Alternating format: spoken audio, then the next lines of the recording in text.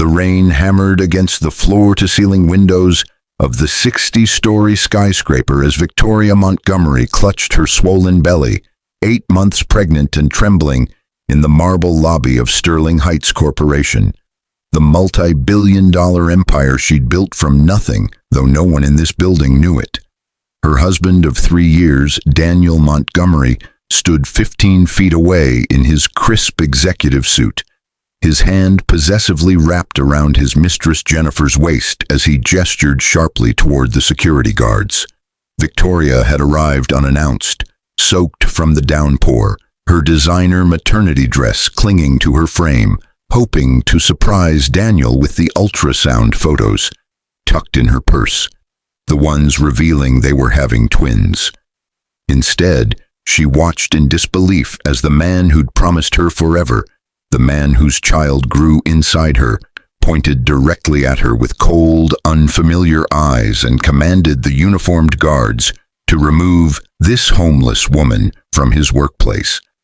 Jennifer's crimson lips curved into a cruel smile as she whispered something in Daniel's ear, and he nodded with such casual cruelty that Victoria's breath caught in her throat. The security team, her own employees, though they didn't recognize their actual CEO behind her exhausted appearance and rain-soaked hair, advanced toward her with apologetic but determined expressions. Victoria's mind raced through 3 years of careful deception, of hiding her true identity to test if Daniel loved her for herself rather than her fortune, of the shell companies and trusts that kept her name separate from Sterling Heights public records, of every sacrifice she'd made to protect her heart from gold diggers after her first disastrous marriage. Now, as the guards' hands reached for her arms, and Daniel turned away without a second glance, as Jennifer's laughter echoed through the lobby and the storm outside intensified, Victoria felt something shift inside her, not the babies, but something harder, colder, more dangerous. The woman who'd given up everything to play the role of a simple housewife was about to remind her husband exactly who owned every inch of the building he worked in, who signed his paychecks, who controlled his future with a single phone call. But how completely would his world shatter when he discovered the pregnant wife he'd just thrown into the rain controlled the very empire he'd been climbing for years? What would break first, his career, his relationship with his mistress, or the fragile delusion that he'd ever held any power in this marriage? And when Victoria revealed the truth, would her revenge be swift and public, or would she dismantle his life piece by calculated piece? The lightning split the sky the moment Victoria's shoulder hit the revolving door, and the thunder that followed seemed to shake the very foundations of Sterling Heights Corporation. But not as much as the revelation that was about to shake Daniel Montgomery's world. 3 years earlier, the beginning of everything Victoria Chen had been different back then. Victoria Sterling Chen, if anyone had bothered to check the corporate records, buried under 7 layers of holding companies and offshore trusts. At 28, she'd already built a real estate empire that would make most moguls weep with envy, but the loneliness had become suffocating. Her first husband, Gregory, had married her for the sterling fortune. She'd discovered him in bed with his personal trainer just 6 months after the wedding, already planning how to maximize his divorce settlement. The betrayal had taught her a lesson she'd sworn never to forget: hide the money, test the heart. So when she met Daniel Montgomery at a charity art auction, not one of her own company's events, but a small community fundraiser where she'd volunteered anonymously, she'd introduced herself simply as Victoria Chen, an independent art consultant.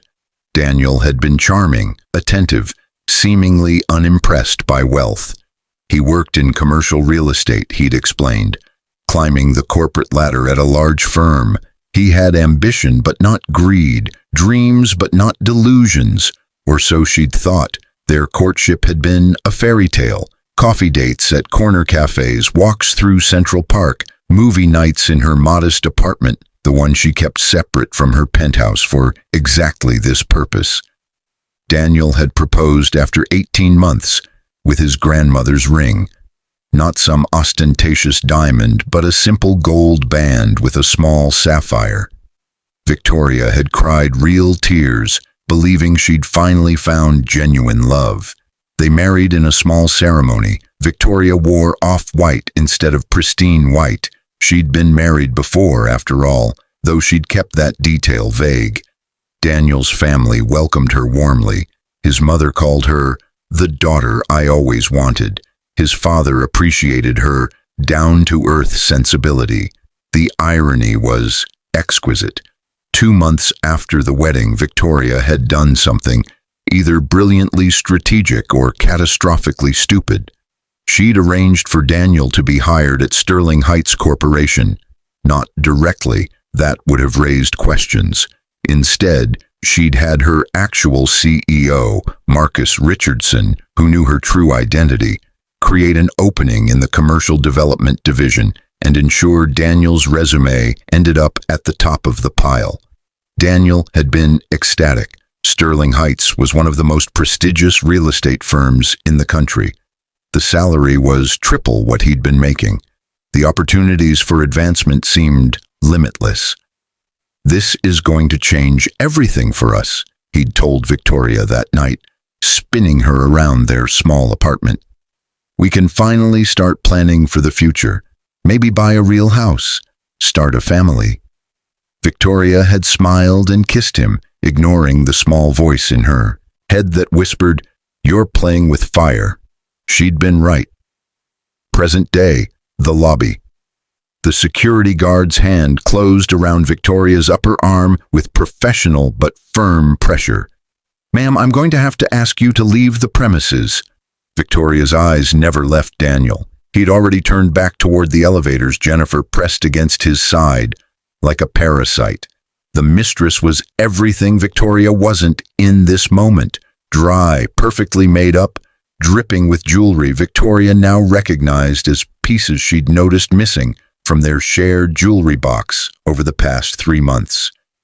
"Daniel!" Victoria's voice cut through the lobby's ambient noise, not loud but sharp enough to make him pause. "Daniel Montgomery." He glanced back, irritation flickering across his handsome face. The face she'd kissed goodbye that morning. The face that had smiled at her over breakfast while she'd shown him the ultrasound appointment reminder on her phone. "I told you to remove her," Daniel said to the guards, his tone flat. "She's clearly disturbed." Jennifer laughed, a high, tinkling sound that made Victoria's jaw clench. Then the mistress did something that would seal her fate. She walked over, her heels clicking against the marble, and looked Victoria up and down with undisguised contempt. "You should be ashamed," Jennifer hissed. "Harassing a man at his workplace, pretending to be pregnant to trap him." Her hand moved fast. The spit landed on Victoria's left cheek, warm and degrading. The lobby went silent. Victoria didn't move, didn't wipe her face. She simply stared at Jennifer with eyes that had negotiated billion-dollar deals, that had stared down corporate raiders and hostile takeover attempts, that had built an empire from the ashes of her father's failing company. "What's your name?" Victoria asked quietly. Jennifer's smile was poisonous. "Jennifer Lawson, Danny's girlfriend, the woman he actually loves, unlike whatever con you're trying to run."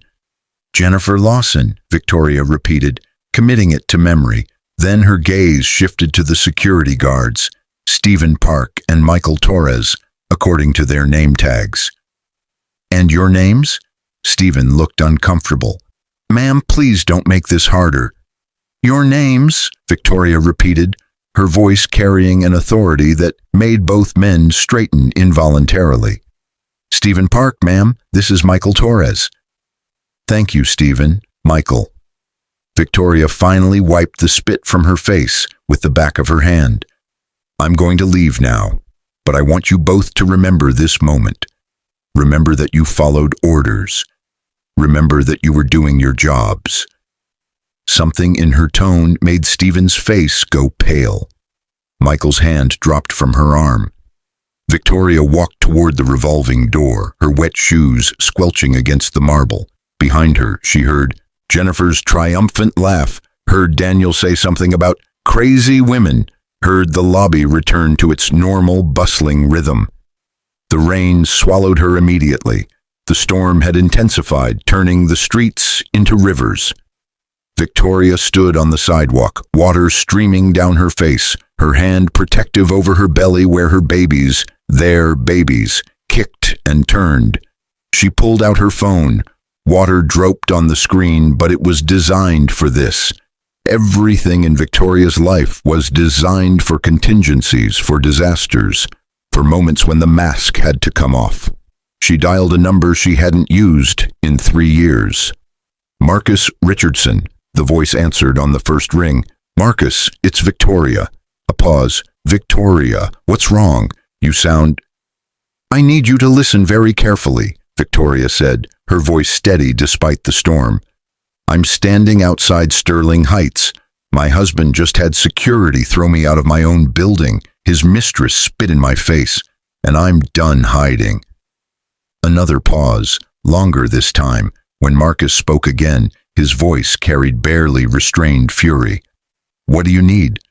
Conference room A, top floor, 1 hour. I want the full board. I want legal. I want HR. And Marcus?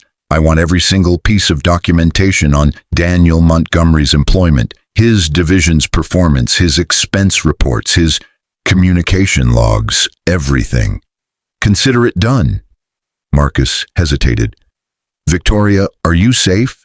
Do you need... I need a car. I need dry clothes. And I need people to understand that the Queen just returned to her chessboard. The line went dead. Victoria stood in the rain for another moment, letting it wash away 3 years of pretense, 3 years of playing small, 3 years of being someone she wasn't. Then she walked to the corner where she knew a car would arrive in less than 5 minutes, because that's what happened when you owned the company. You owned everything, including the corporate car service. 1 hour later, the 60th floor. The conference room on the 60th floor of Sterling Heights Corporation was known internally as the War Room. Floor-to-ceiling windows on 3 sides offered panoramic views of the city. The rain still hammered against the glass, but up here it felt different. Less like drowning, more like watching the world from Olympus. Victoria stood at the head of the conference table, transformed. She'd changed into one of the power suits she kept in her private office, the office that existed behind an unmarked door, the office that Daniel had walked past hundreds of times without knowing it belonged to his wife. Her hair was pulled back severely. Her makeup was perfect. The woman who'd stood trembling in the lobby was gone. In her place stood Victoria Sterling Chen, CEO and majority shareholder of Sterling Heights Corporation. The board members filed in, their faces showing various degrees of shock. Most of them had never met her in person. She preferred it that way, letting Marcus run the day-to-day while she controlled strategy from the shadows. But every person in this room knew exactly who she was and what she controlled. Ladies and gentlemen, thank you for coming on short notice, Victoria began. I'm sure you're wondering why I've called this emergency meeting. Let me be direct. We have a situation involving a senior employee who has created a hostile work environment, engaged in ethical violations, and personally assaulted the CEO of this company. Marcus pushed a stack of folders across the table. Daniel Montgomery, Senior Vice President of Commercial Development, 3 years with the company, married, he paused meaningfully, to our CEO, Victoria Sterling Chen, though he is unaware of her true identity. The room erupted in whispers. Victoria held up her hand. 12 months ago, Daniel began an affair with Jennifer Lawson, a junior associate in the marketing department. Rather than disclose this relationship to HR as required by company policy, they concealed it. 6 months ago, Daniel began using company resources to benefit Ms. Lawson's career. approving her for high-profile projects she wasn't qualified for, padding her expense accounts, and generally engaging in favoritism that crosses the line into embezzlement. She clicked a remote. The screen behind her lit up with expense reports, emails, text messages, a paper trail that Marcus's team had compiled over the past hour with terrifying efficiency. Additionally, Victoria continued, her voice level. 1 hour ago, Daniel Montgomery ordered security to forcibly remove a pregnant woman from the building lobby. That woman was me, his wife, carrying his children. His mistress then physically assaulted me by spitting in my face. The board member closest to Victoria, Sarah Walsh, head of legal, went white. Dear God, Jennifer Lawson is being terminated immediately, Victoria said. Security is escorting her from the building as we speak. Stephen Park and Michael Torres, the 2 guards involved in this afternoon's incident, will receive no disciplinary action. They were following what they believed to be legitimate orders from a senior executive. And Daniel? Marcus asked quietly. Victoria's smile was cold. Daniel is about to receive an education. Flashback 18 months ago. The first time Victoria had suspected something was wrong was subtle. A text message Daniel had quickly dismissed as work stuff. A late night at the office that smelled of perfume that wasn't hers. A distance in his eyes when they made love. She told herself she was being paranoid, that her first marriage had left her damaged, suspicious, unable to trust. Daniel loved her. Daniel was good. Daniel was different. But Victoria hadn't built a billion-dollar empire by ignoring her instincts. She'd started paying attention, not hiring private investigators. That felt like a betrayal too far, but watching, noticing, the way he'd started styling his hair differently, the new cologne, the gym membership he suddenly took seriously. And then, 6 months ago, she'd found the receipt, tucked in his jacket pocket from a jewelry store she didn't recognize, for a necklace that had never appeared around her neck. Victoria had stared at that receipt for an hour, sitting in their bedroom while Daniel showered, her hands shaking. She could have confronted him then, could have ended it, could have revealed everything and watched his world implode. Instead, she'd taken a photo of the receipt and put it back exactly where she'd found it, because Victoria had learned something from her first marriage. Information was power, and power required patience. She'd started documenting everything, the late nights, the mysterious charges, the way he'd started password protecting his phone. She'd had Marcus run quiet audits on Daniel's work, checking for anything that might be legally problematic. She'd waited and watched and prepared, and then 2 months ago she'd gotten pregnant. The timing was both perfect and terrible. Perfect because it proved that despite everything, despite the distance and the lies, Daniel still came to her bed. Terrible because now 2 innocent lives were tangled in the mess. When she'd told him, his reaction had been complicated.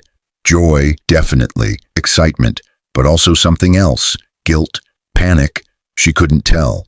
This is amazing, he'd said, holding her close. We're going to be parents. Are you sure? Victoria had asked, studying his face. This is what you want? With me? Of course, Daniel had replied, but his eyes had slid away from hers. Why would you even ask that? Victoria hadn't answered. She'd simply held him and wondered when exactly the man she'd loved had become a stranger. Present day, Daniel's office. Daniel Montgomery leaned back in his leather chair, Jennifer perched on the edge of his desk, both of them laughing about the crazy homeless woman from earlier. His phone buzzed, a message from his assistant. Conference room A, immediately. Board meeting. Daniel frowned. He wasn't on the board. Why would they need him? What's wrong? Jennifer asked.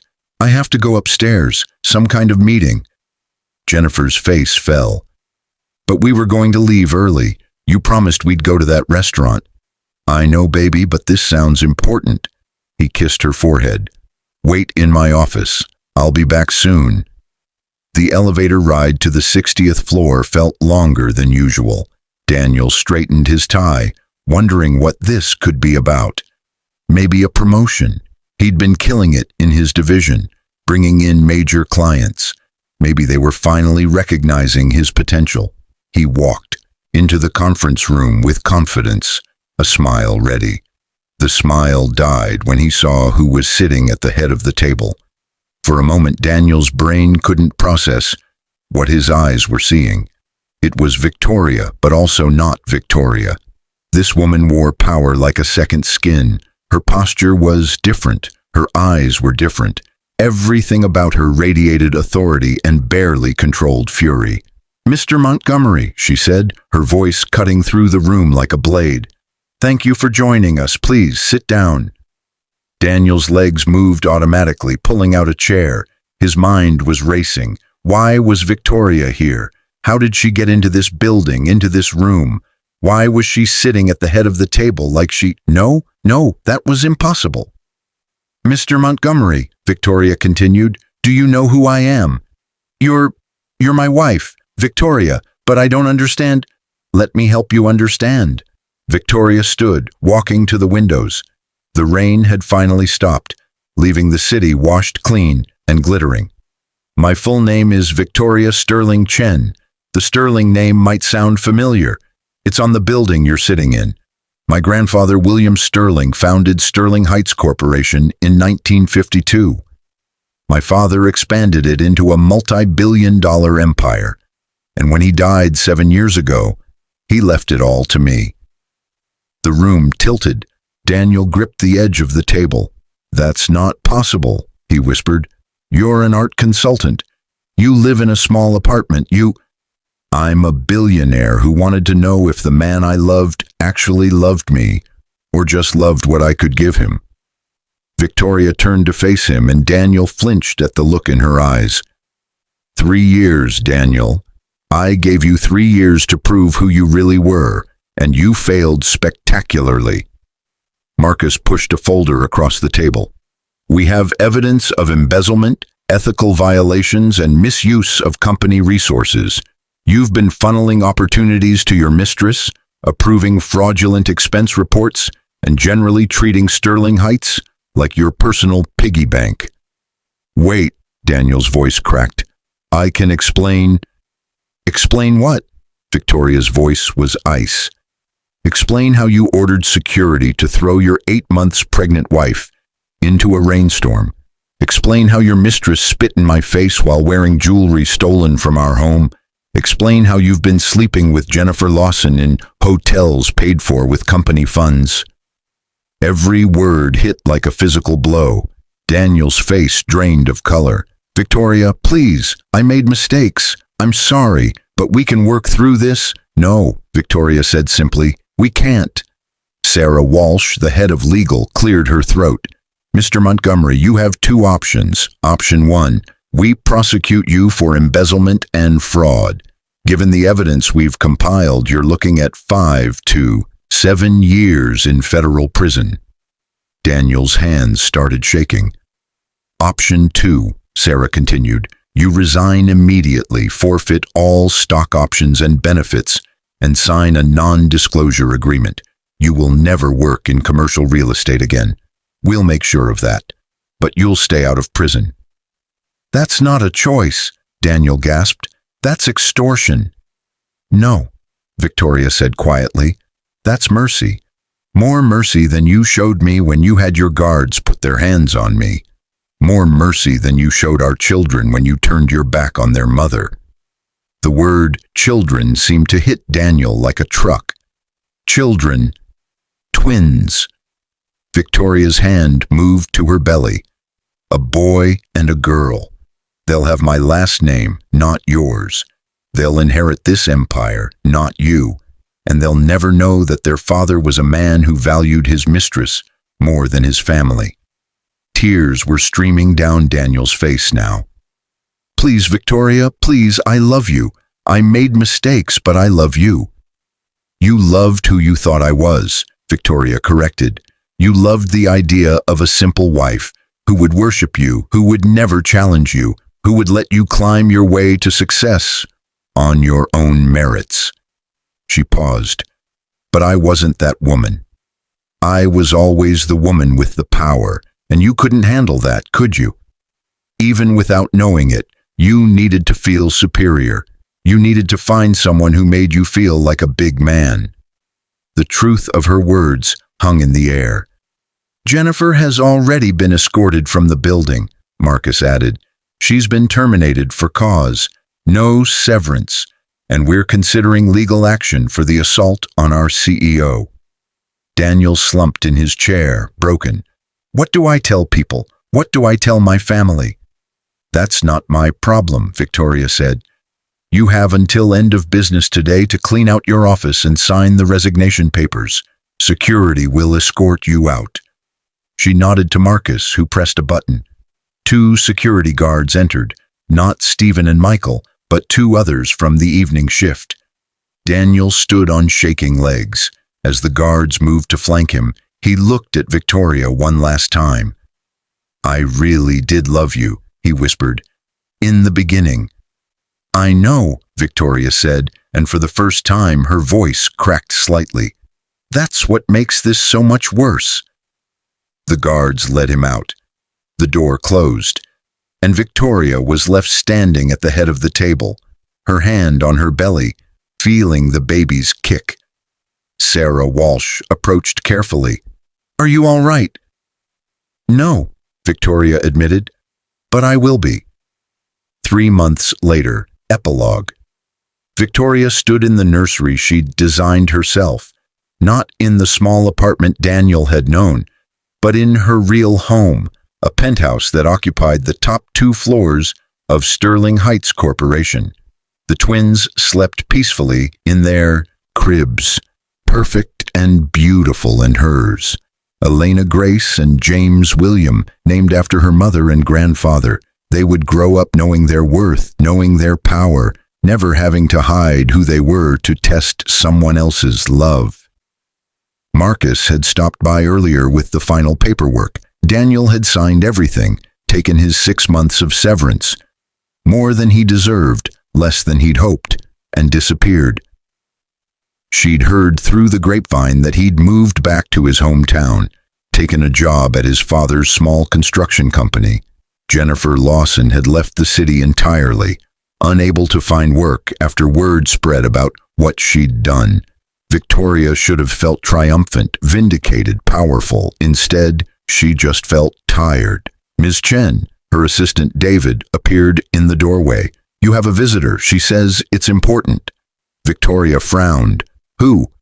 She says her name is Catherine Montgomery, Daniel's mother. Victoria's first instinct was to refuse.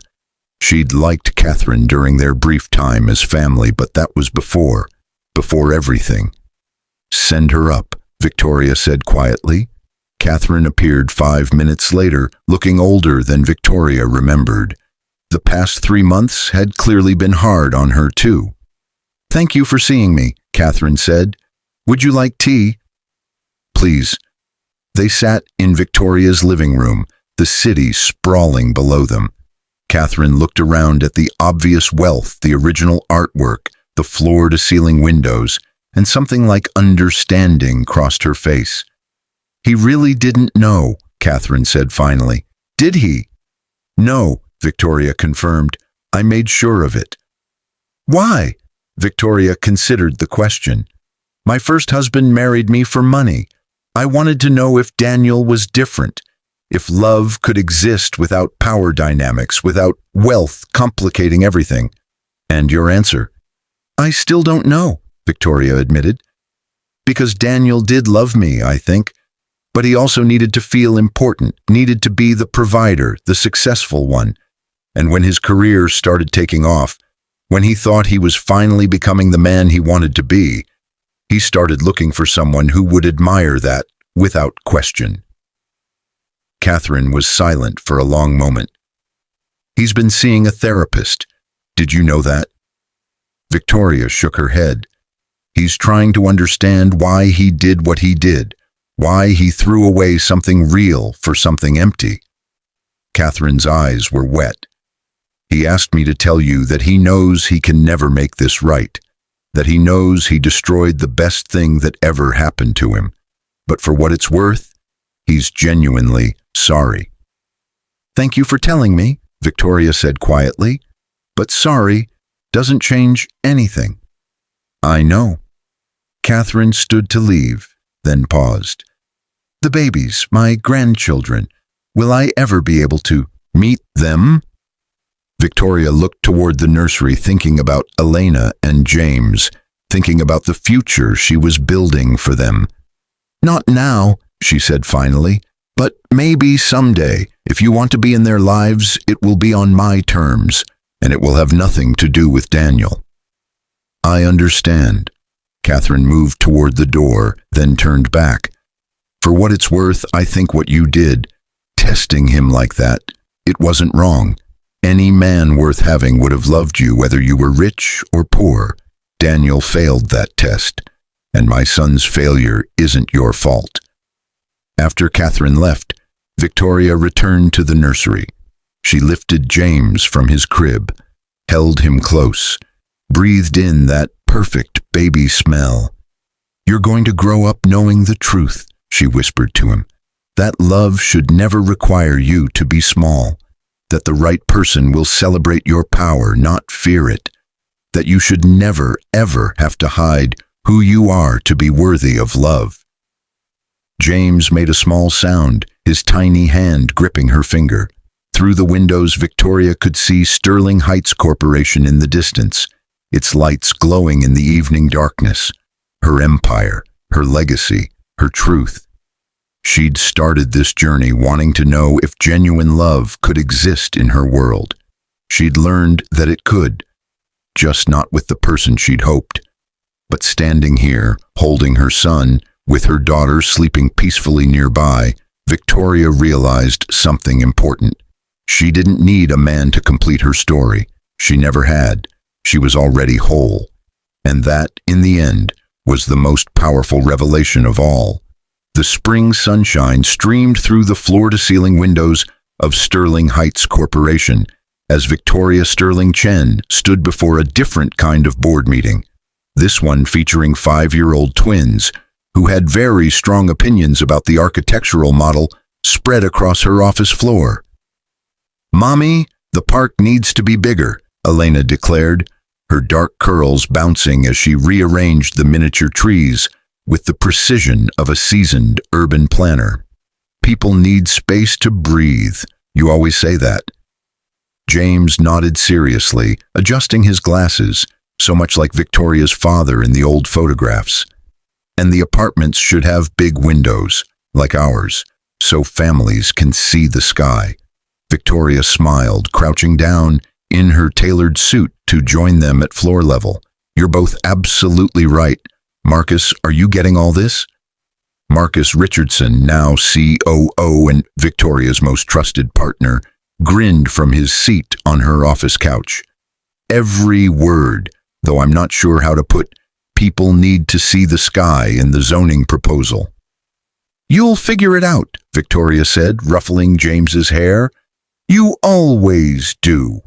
The Sterling Heights residential project was her most ambitious venture yet, converting an entire block of the city into mixed income, housing with green spaces, community centers, and affordable units alongside luxury penthouses. It was the kind of project that would have been impossible 5 years ago when she was still hiding, still pretending, still trying to be smaller than she was. Her assistant's voice came through the intercom. "Ms. Chen, your 3 o'clock is here."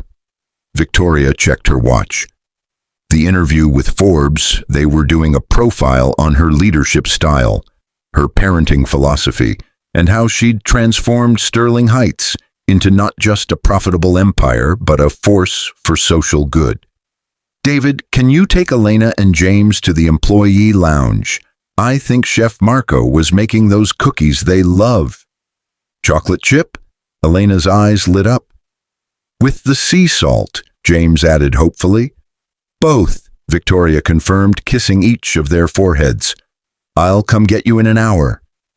As the twins scampered out with David, Marcus stood to leave as well. Same time tomorrow to review the proposal?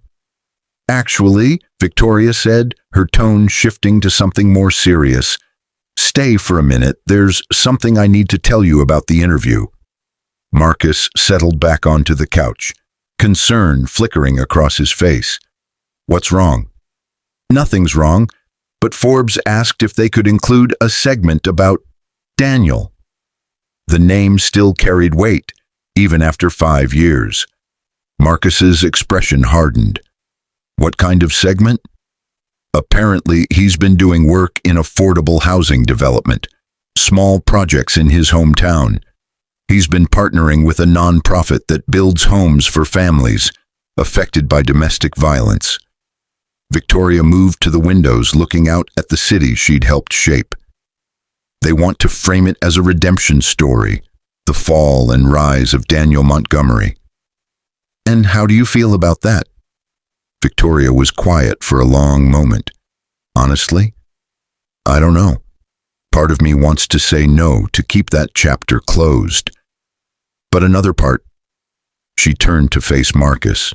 I've spent 5 years building something better, not just in business, but in myself. I've learned that holding on to anger is like holding on to poison.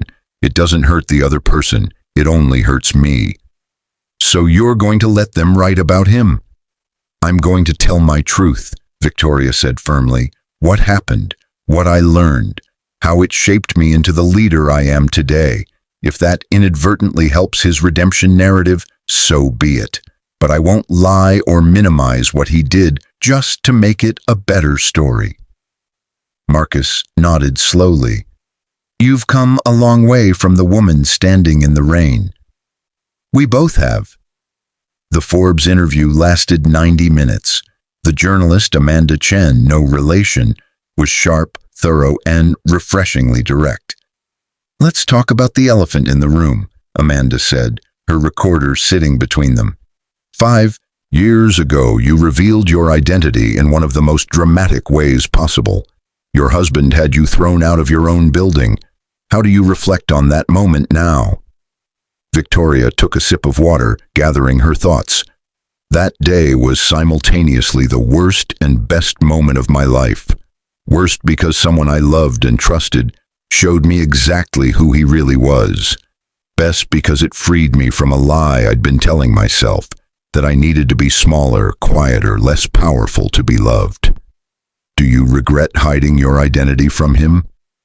No, Victoria said without hesitation.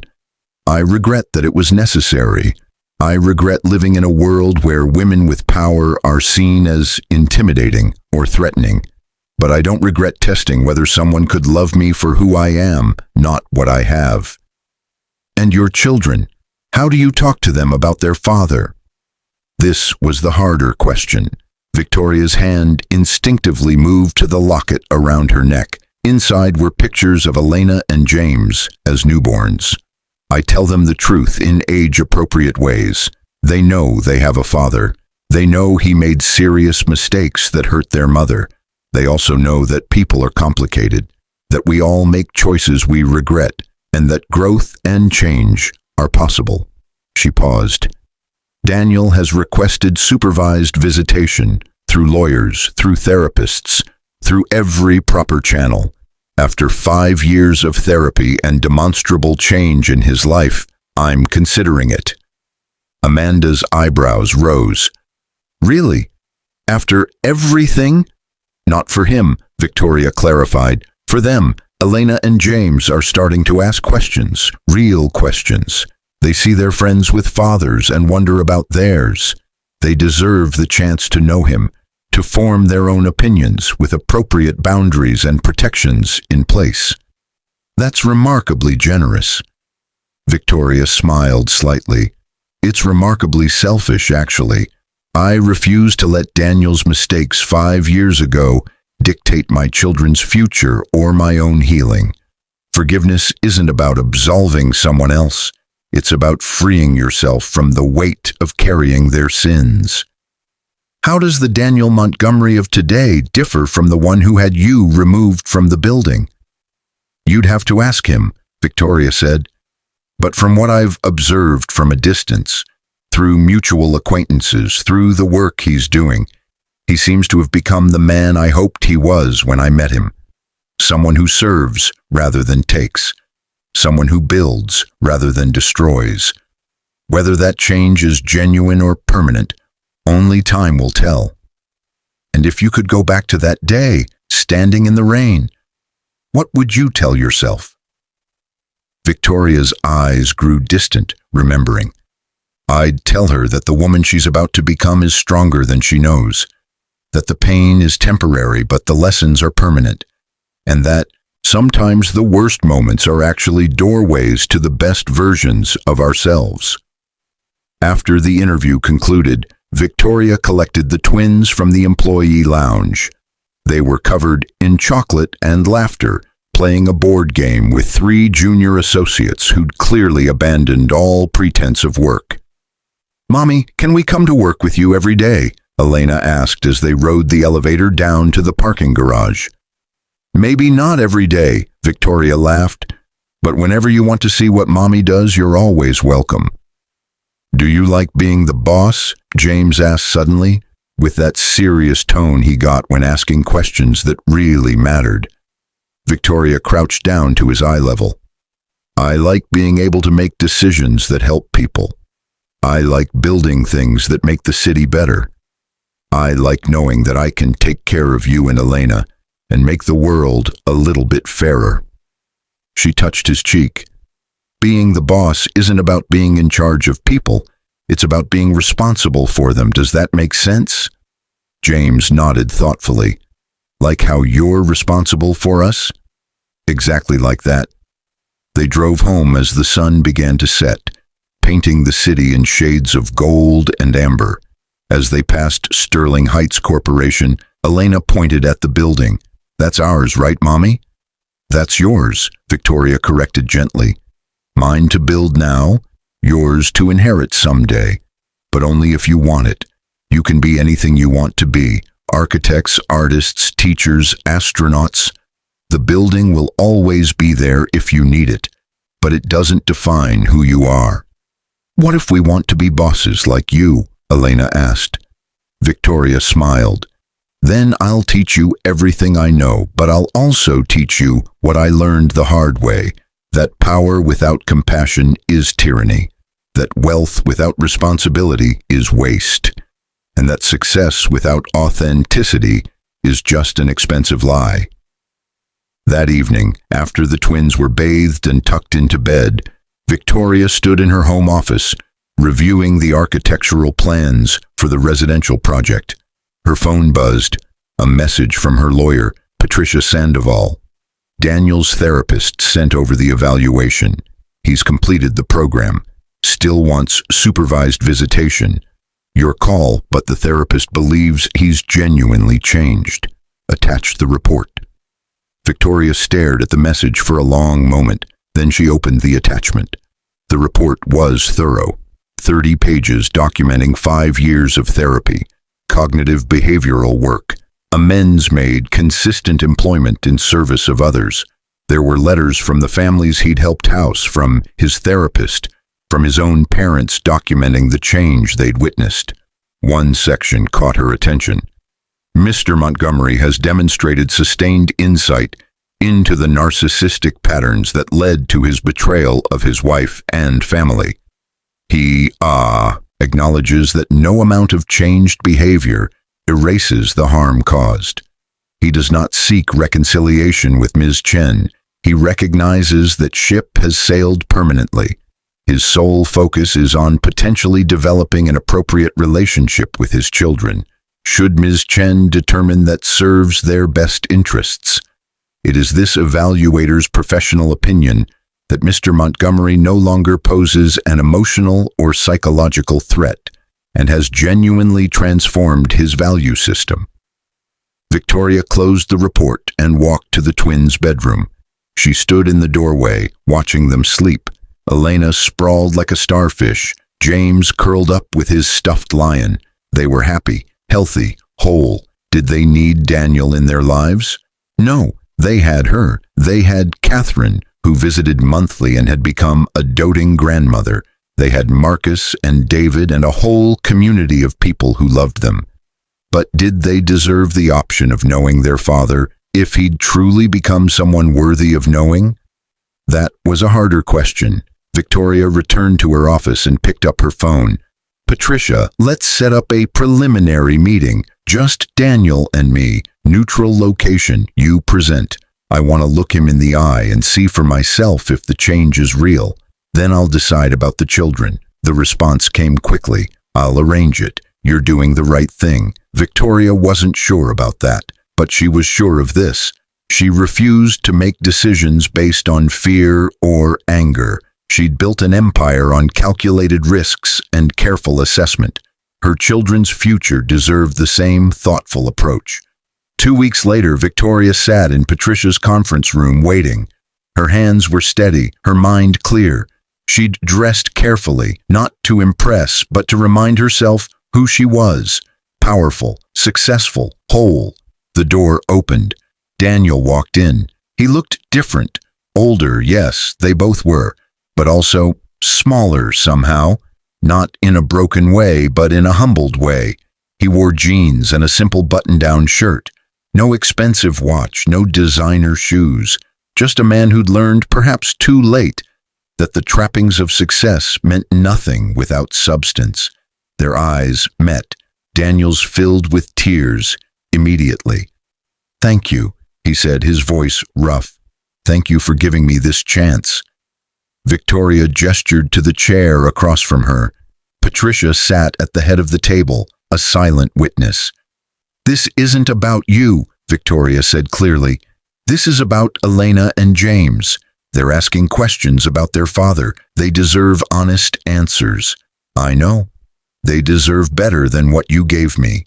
"I know," Daniel repeated, and a tear spilled down his cheek. "Victoria, I don't have any excuse for what I did. I was selfish, weak, and cruel. I threw away everything that mattered for something that meant nothing. I've spent 5 years trying to understand how I became that person, and working every day to be someone different." "Tell me about the work you're doing." Daniel seemed surprised by the subject change, but he answered, "After everything fell apart, I hit bottom, moved home, worked for my dad, felt sorry for myself. Then I met a woman at a community center. Her name was Ruth. She'd escaped an abusive marriage with her 3 kids. No money, no home, no hope." He paused, collecting himself. "She asked if I knew anything about construction. I did, so I helped her family and the nonprofit get a house built. Then another, then another. It's been 5 years of trying to build for others instead of building for myself. It doesn't erase what I did. Nothing ever will. But it's helped me become someone I don't completely hate when I look in the mirror." "And Jennifer?" Daniel flinched at the name. "I haven't spoken to her since the day we were both fired. Last I heard, she moved to California. I hope she found peace. I hope she learned from it too."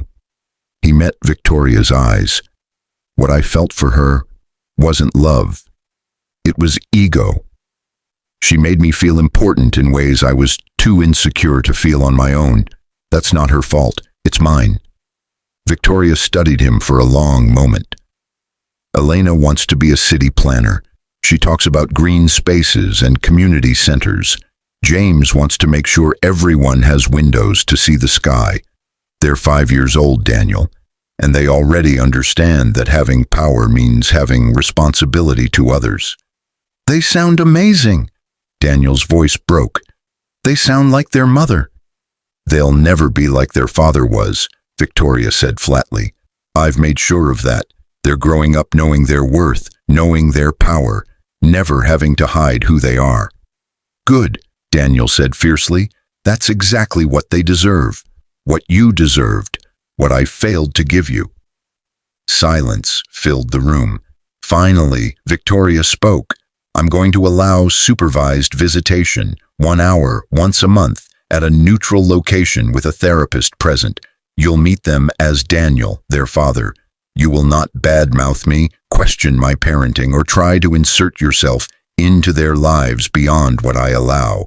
If you prove consistent and safe over the next year, we'll reevaluate." Daniel's whole body sagged with relief. "Thank you. Thank you so much." "Don't thank me." Victoria stood, preparing to leave. "Thank Elena and James. This is for them, not for you. You lost the right to my consideration the day you had your guards put their hands on me." "I know." Daniel stood as well. "Victoria, I don't expect forgiveness. I don't even deserve the chance you're giving me, but I want you to know what you did, hiding your identity to test me, it wasn't wrong. I failed that test because I deserved to fail it. A better man would have loved you whether you were rich or poor. I wasn't that man. I'm trying to become him now, but it's too late for us. I understand that." Victoria paused at the door. "Daniel, I'm going to tell you something I've learned in the past 5 years. It's never too late to become who you should have been, but becoming that person doesn't erase who you were or undo the damage you caused. Growth is good. Change is good. But accountability means accepting that some doors close permanently because of our choices." "I understand. I hope you do." Victoria opened the door, then glanced back one last time. "Be the father to our children that you weren't capable of being my husband. That's all I ask." "I will," Daniel promised. "Every day for the rest of my life." Victoria left without another word. 6 months later, the first supervised visit happened. Victoria sat in the waiting room of the family therapy center, her heart pounding despite her outward calm. The therapist had prepared Elena and James carefully, explaining that they were going to meet someone important, but that Mommy would be right outside the whole time. When the door opened an hour later, the twins emerged holding hands with each other, not with Daniel. They ran to Victoria immediately. "How was it?" Victoria asked, searching their faces for distress. "He was nice," Elena said carefully. "He told us about building houses for families." "He cried," James added, always the observer. "He said we were beautiful and he was sorry he hadn't been there." "And how do you feel about that?" Victoria asked, the question she'd learned to always ask, the one that made feelings valid rather than dismissed. Elena shrugged. "I don't know him yet. He's like a nice stranger." "That's okay," Victoria assured her. "You don't have to feel anything you don't feel. This is your choice, always." Behind them, Daniel appeared in the doorway with the therapist. His eyes found Victoria's. He mouthed 2 words, "Thank you." Victoria nodded once, then gathered her children and left. Over the next year, the visits continued, slowly, carefully, with boundaries that Victoria reinforced like titanium. Daniel showed up every time, consistent, appropriate, focused on the twins rather than his own needs. He never asked about Victoria's life, never tried to push for more time than allowed, never gave gifts that weren't pre-approved. He was, in short, doing the work. And Victoria, she was doing the work too, not of forgiveness. She wasn't sure she'd ever fully forgive what he'd done, but of release, of letting go of the anger that served no purpose except to keep her tethered to the past. She thrived. The Sterling Heights residential project broke ground. She was named one of Fortune's most powerful women. She dated occasionally, carefully, with her eyes wide open, never hiding who she was. Some relationships lasted weeks, some months. None became serious, and that was okay. She had her children, her empire, her purpose. She was complete. On Elena and James's 6th birthday, they had a party at the penthouse. 50 kids, 3 bounce houses, enough sugar to fuel a rocket launch. Catherine came, as she did for every important event. Marcus brought his new fiancée. David gave the twins ridiculously expensive gifts, as always. And in the corner, supervised by a therapist, but present nonetheless, was Daniel. He'd been consistent for a full year. He'd earned the right to attend. though Victoria had made clear he was there as our friend Daniel, rather than claiming the title of father publicly. Elena ran up to him during the party, chocolate cake smeared across her face. "Daniel, did you see the bounce house that looks like a castle?" "I did," Daniel grinned. "Are you the princess?" "No," Elena said seriously. "I'm the architect who designed it. Princesses just live there. Architects create them." Daniel's eyes met Victoria's across the room. In that moment, they shared something unexpected, not love, not forgiveness, but a mutual recognition. This little girl, brilliant and powerful and unafraid, was their greatest collaboration, the only good thing to come from their disaster of a marriage. As the party wound down and children were collected by exhausted parents, Daniel approached Victoria carefully. "Thank you for letting me be here," he said quietly. "You've been consistent," Victoria acknowledged. "That matters. They're incredible kids. You've done an amazing job." "I know." There was no arrogance in Victoria's response, just truth. Daniel smiled slightly. The Victoria I married would have deflected that compliment, would have said, "We've done a good job," or something self-deprecating. "You've changed too." "I stopped apologizing for being powerful," Victoria said. "I stopped making myself small so others could feel big. That's not change. That's returning to who I always was." "I wish I'd known her, the real you." "You did know her," Victoria corrected. "You just couldn't handle her. There's a difference." Daniel nodded slowly. "You're right." He paused, then said carefully, "I heard you're being honored at the Urban Development Awards next month for the residential project. You keep tabs on me? I keep tabs on the industry. You just happen to dominate it." There was no bitterness in his voice, just stated fact. "For what it's worth, what you're building, mixed-income housing, community spaces, green architecture, it's revolutionary. It's what I wish I'd had the vision and integrity to build." "You're building it now," Victoria pointed out. "On a smaller scale, but you're building it. Because you showed me it was possible. You showed me that success and service aren't mutually exclusive." Daniel shifted his weight, uncomfortable. "I know I don't have the right to ask this, but do you think they'll ever call me Dad?" Victoria considered the question carefully. "Maybe, if you keep showing up. If you prove that consistency isn't a performance but a permanent change. If you earn it." She met his eyes directly. "But Daniel, understand this. I'll always be their primary parent. I'll always be the one they come to first. You'll never have equal footing in their lives. That's the consequence of your choices 5 years ago. I understand, and that's fair." "It's not about fair," Victoria said. "It's about reality. You can't get back time you didn't take, but you can make the most of the time you have now." "That's what I'm trying to do." Catherine appeared then, Elena on her hip, despite the child's insistence she was too old to be carried. "Victoria, darling, I'm going to take this one home with me for the night. She asked to have a sleepover at Grandma's." "And me," James rushed over. "I want to go too." Victoria laughed. "Are you sure, Catherine? That's a lot of energy for one evening." "Please," Catherine scoffed. "I raised 4 boys and then spent 30 years managing executives. 2 6-year-olds are amateur hour." She glanced at Daniel, her expression softening. "Daniel, walk us down to the car, help with their overnight bags." It was a small gesture, but significant.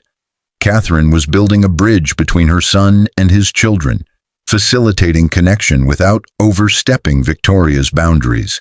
After they'd left, Marcus found Victoria standing at the windows, looking out at the city lights. "You okay?" he asked. "I'm thinking about 5 years ago," Victoria admitted.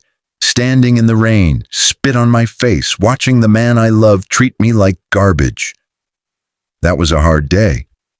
"It was the best day," Victoria corrected, "because it forced me to stop hiding, It forced me to claim my power publicly. Everything good in my life now, the projects, the impact, the complete honesty with which I move through the world, none of that would exist if I'd stayed small. Do you think he's really changed? Marcus asked, nodding toward where Daniel had disappeared. I think he's trying to change, whether it sticks long term. Victoria shrugged. That's not my problem to solve. My only job is protecting Elena and James while giving them the chance to know their father if they choose to. And what about you? When do you get your happy ending? Victoria turned to face her friend, her partner, her chosen family. Marcus, this is my happy ending. I have healthy children who are growing up powerful and kind. I have an empire that's changing how we think about urban development. I have purpose, passion, and complete authenticity in every aspect of my life. She smiled. Maybe someday I'll find a partner who can match me, who celebrates rather than fears my strength. But if that never happens, I'm still whole. I'm still happy. I'm still enough. You're more than enough, Marcus said warmly. You're extraordinary. As he left, Victoria remained at the windows. Below, she could see Daniel helping Catherine load the twins into the car. He was gentle with them, patient, attentive. Maybe he really had changed. Maybe he'd become the man she'd hoped he was when they first met. But that man, even if he was real now, wasn't hers. That ship had sailed 5 years ago in a lobby downstairs, when he'd chosen his ego over his family. Victoria's phone buzzed. A text from Elena, already. Mommy, I forgot my stuffed rabbit. Can Grandma come back for it? Victoria smiled and typed back, I'll bring it down to the car. 2 minutes. She grabbed the worn rabbit from the living room, Elena's constant companion since birth, and headed to the elevator. As she rode down, she caught her reflection in the polished doors. This was who she was. Powerful CEO and devoted mother, billionaire and rabbit deliverer, the woman who'd built an empire and the woman who knew that the real empire was measured in bedtime stories and tucked-in blankets and children who grew up feeling safe and seen. 5 years ago, standing in the rain, she'd lost everything she thought she wanted. Instead, she'd gained everything she actually needed. The elevator doors opened. Victoria stepped out into the lobby, the same lobby where security had grabbed her arms, where Jennifer had spit in her face, where her world had shattered. Now she owned that lobby, owned this building, owned her truth, and she would never, ever be thrown out of her own life again. Elena's face lit up when Victoria appeared at the car with the stuffed rabbit. Thank you, Mommy. I love you. I love you too, sweetheart. Both of you. Victoria kissed each twin through the open window. Be good for Grandma. As the car pulled away, Daniel approached one last time. Victoria, I know I keep saying this, but thank you for this second chance with them. It's not a second chance, Victoria corrected gently. It's a first chance. You never had a real chance with them before. You were too busy destroying their mother. This is your opportunity to be someone new to them. Don't waste it trying to reclaim something that never existed. Daniel absorbed this, nodding slowly. You're right. You're always right. Not always, Victoria said with a slight smile. I was wrong about you for 3 years, but I'm not wrong anymore. She walked back into her building, through the lobby where she'd once been humiliated, into the elevator that carried her up to the empire she'd built from brilliance and broken pieces. The doors closed. Victoria Sterling Chen rose toward home, toward herself, toward a future entirely of her own making, and somewhere in the city below, 2 children carried both her strength and their father's hard-learned lessons forward into a world that would never make them choose between power and love, because their mother had taught them the most important lesson of all. You should never have to hide who you are to be worthy of love, and anyone who asks you to isn't worthy of you.